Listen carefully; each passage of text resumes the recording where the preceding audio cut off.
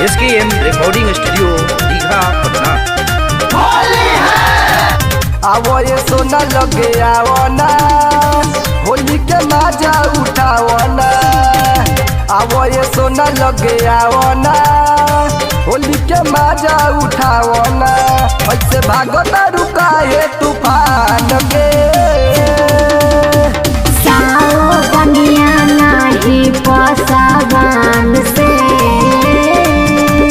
चोली में रंग डलवाई बया हिरान से। सुनला बाबू, सुनला बाबू, सुनला बाबू।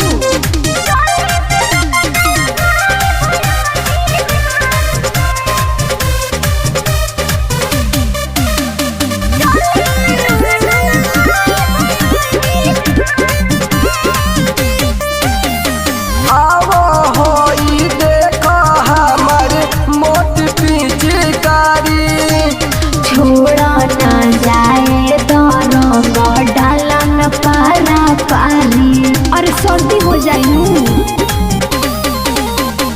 आवो होई देखो हमारे मोट पिचकारी। छोड़ा ना जाए तो रंग डालन पारा पानी।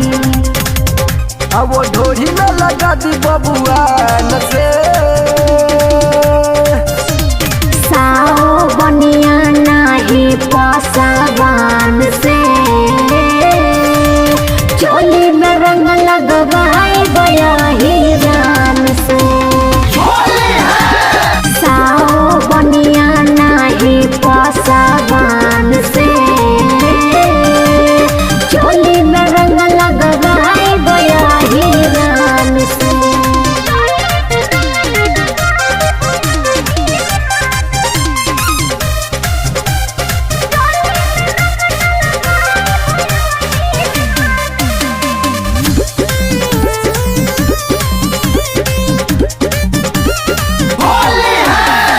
खोलो ना कहे मरले बालू लहंगा में ताला। और नारे दादा रंग है हमर याद बनी राला। अरे उहे नु संगतिया बाड़े।